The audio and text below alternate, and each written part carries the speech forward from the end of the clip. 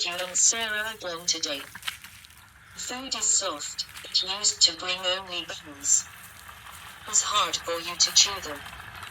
You're already old and sick, so your teeth are weak.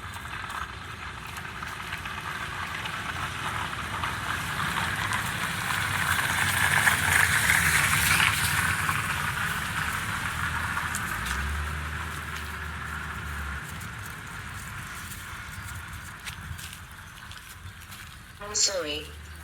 Took you for a long time. I was very busy.